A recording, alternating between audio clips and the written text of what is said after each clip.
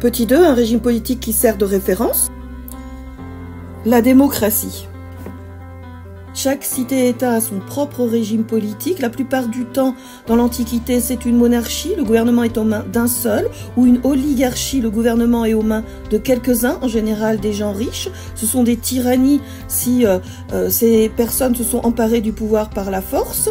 Et la démocratie est donc un régime rare, exceptionnel. À vrai dire, on ne connaît qu'Athènes. Cet organigramme nous montre comment fonctionne la démocratie athénienne. C'est une démocratie directe, c'est-à-dire que les 40 000 citoyens peuvent siéger à l'Ecclésia. Une petite partie d'entre eux, tirés au sort, préparent les lois. L'assemblée s'appelle la boulée et les citoyens qui en font partie, les bouleutes. Donc les citoyens eux-mêmes se chargent du pouvoir législatif, c'est l'ailier. Ses membres sont les éliastes, et là encore, ce sont des citoyens tirés au sort dans l'Ecclésia. Les magistrats représentent le pouvoir exécutif, et si une partie d'entre eux est tirée au sort, il y en a quand même quelques-uns qui sont élus pour 1 an, renouvelables, comme ça a été le cas pour Périclès. L'ostracisme est décidé par les citoyens pour éloigner, bannir de la cité d'Athènes ceux qui la menacent. Périclès est le stratège le plus connu. Il a été le principal dirigeant d'Athènes de 461 à 429 avant Jésus-Christ. C'est pour ça qu'on parle du 5e siècle comme du siècle de Périclès. Quelles sont les forces de ce régime démocratique qui peuvent expliquer qu'il a servi de modèle, de référence, qu'il a marqué donc son empreinte? On voit dans ce document le héros et roi mythique d'Athènes, Thésée, qui vante le régime démocratique athénien. Il dit dans le premier paragraphe, elle, la démocratie, n'accorde aucun privilège à la fortune, mais le pauvre et le riche y possèdent des droits égaux. C'est ce que les Athéniens appellent l'isonomie, l'égalité devant le droit. Donc les Athéniens sont très fiers de leur système. L'auteur de ce texte est un auteur de théâtre, de tragédie, Euripide.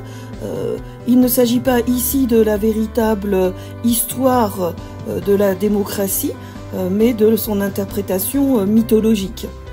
La démocratie s'inscrit dans le paysage de la ville même d'Athènes.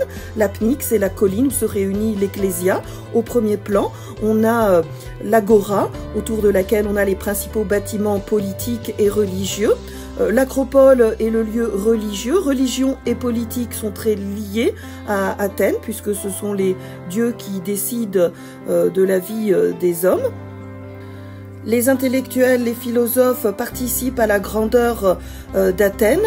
C'est là qu'est née l'histoire telle qu'on la connaît aujourd'hui, c'est-à-dire fondée sur une méthodologie scientifique, à la recherche de preuves pour essayer d'atteindre la vérité des faits. Hérodote, qui s'est installé à Athènes, et Thucydide sont les deux principaux historiens. Hérodote est connu pour avoir raconté les guerres médiques, pour avoir aussi voyagé, c'est donc un fondateur de la géographie, et Thucydide est connu pour avoir raconté la guerre du Péloponnèse. Donc on connaît particulièrement bien ce régime politique. Les philosophes comme Socrate et son disciple Platon ont aussi réfléchi sur le système politique et nous ont donc transmis l'esprit de ce régime politique. Enfin, Athènes est une ville avec de magnifiques monuments comme le Parthénon, qui est l'œuvre du sculpteur Phidias et qui a été embellie sous l'ordre de Périclès. Ses limites. On voit ici qu'il n'y a que 40 000 citoyens, c'est-à-dire 10% à peine de l'ensemble des habitants de la cité d'Athènes. Les femmes, les enfants, les métèques et les esclaves ne sont pas citoyens. Les métèques sont des Grecs installés à Athènes et qui sont la plupart du temps des marchands, des commerçants qui versent un impôt en échange de leur droit de résidence. Et les esclaves sont considérés comme des biens meubles. La démagogie est aussi une limite de cette démocratie.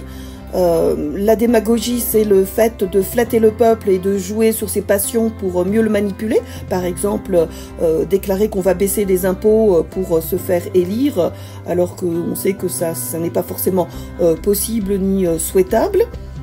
Les femmes sont cantonnées au gynécée, c'est-à-dire la partie réservée aux femmes des maisons.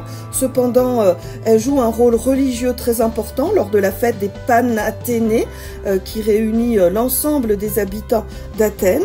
Et certaines jouent un rôle politique, comme Aspasie, la compagne de Périclès. Pour devenir citoyen, il faut remplir des conditions très strictes, être né d'un père et d'une mère athéniens, être inscrit dans un dème, c'est-à-dire une subdivision administrative de l'Attique.